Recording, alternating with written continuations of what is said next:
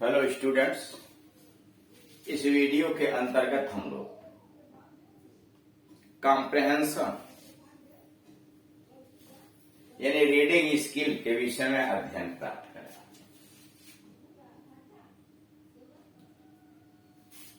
छात्र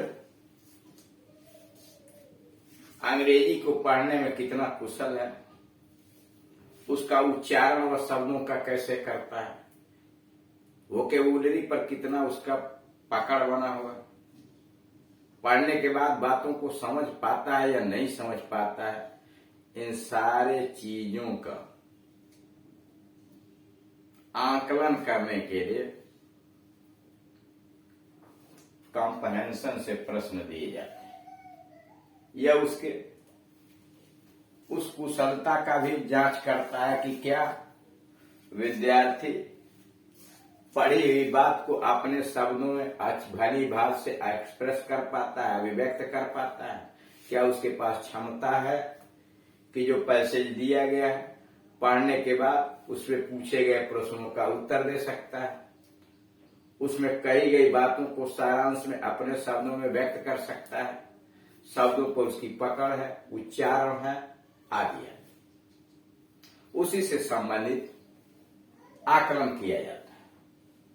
इसके पहले वाले वीडियोस के अंतर्गत समझाया जा चुका है कि ऐसे प्रश्न को कैसे हल किया जाता है। यहाँ उदाहरण number 4 example. Read the following passage carefully. नीचे के गद्य खंड को आप सावधानी पूर्वक पढ़िए and on the basis of your reading, और अपने अध्ययन के आधार पर answer the questions given below it. इसके नीचे जो प्रश्न दिए गए हैं उनका उत्तर लिखिए। पैसेज है it has been truly said. यह बहुत सही कहा गया है that men are everywhere what their mothers make them। हर जगह जो पुरुष दिखाई देते हैं वह किस प्रकार के हैं, बहादुर हैं, चरित्रवान है, क्या है, यह उसी प्रकार के होते हैं जैसे उनकी माताएं उनका निर्माण करती हैं। मतलब आदमी के निर्माण में माताओं की भूमिका सबसे बड़ी होती है, यह सच्ची रूप से कहा गया। And every woman is a mother actual potential or otherwise. और प्रत्येक मां यानी प्रत्येक स्त्री एक मां के स्वरूप की होती है वास्तव में, यानी प्रत्येक स्त्री मां का स्वरूप होती है या किसी न किसी दूसरे तरह से वह मां की भूमिका को अदा करती है। The material instinct is the most universal of instinct. भौतिक गुण जो है, लक्षण जो है, वह सभी लक्षणों में सबसे सार्वभौमिक है। And as such it can be exploited for the shaping of the destiny of mankind. और मानव जाति के भाग्य के निर्माण के अंतर्गत इनका प्रयोग किया जा सकता है। Mothers and wife should not be deprived of their immemorial birthright of acquiring knowledge. माताओं, पत्नियों या किसी भी रूप में औरत को अपने अविस्मरणीय जन्मजात अधिकार ज्ञान प्राप्त करने का जो है, यानी ज्ञान प्राप्त करने के उनके जन्मजात अधिकार से वंचित नहीं किया जाना चाहिए। It is they who are the nation builders. ये वही होती हैं, माताएं वही होती हैं जो राष्ट्र का निर्माण करती हैं या राष्ट्र निर्माता होती हैं। Napoleon, Shivaji and many other brave man. Napoleon, Shivaji और बहुत सारे बहादुर लोग what their mothers made them। वे लोग वही बने, शिवाजी वही बने, नेपोलियन वही बना, अन्य दूसरे बहादुर लोग जो उनकी माताओं ने उनके बनाया था।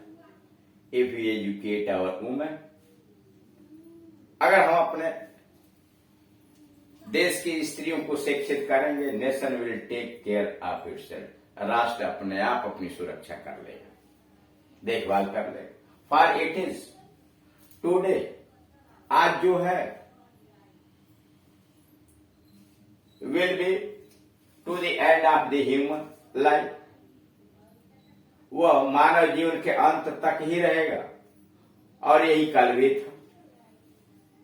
That the hand that rocks the cradle is the power that rules the world. इसलिए कि इन्हीं के आधार पर उन हाथों को पालने के, उन हाथों को इतना चट्टान से मजबूत बनाया जाता है जो संसार प्रशासन करता है। अब उसमें आगे क्वेश्चंस दिए गए हैं जिन प्रश्नों के उत्तर देने होते। क्वेश्चन नंबर 1 है,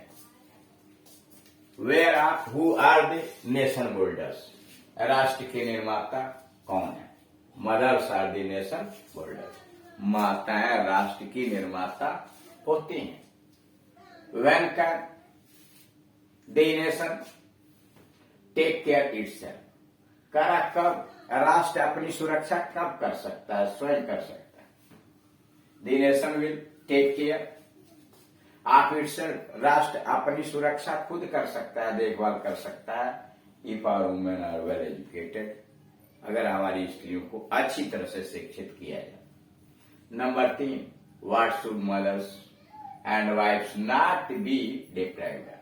माताओं और पत्नियों को किस चीज से वंचित नहीं होना चाहिए?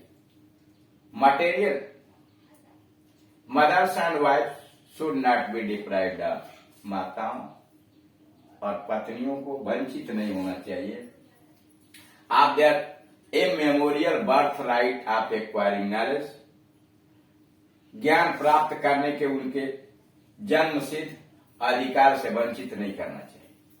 Number 4, how can material instinct be exploit? भौतिक पदार्थों का उपयोग किस प्रकार से किया जा सकता है?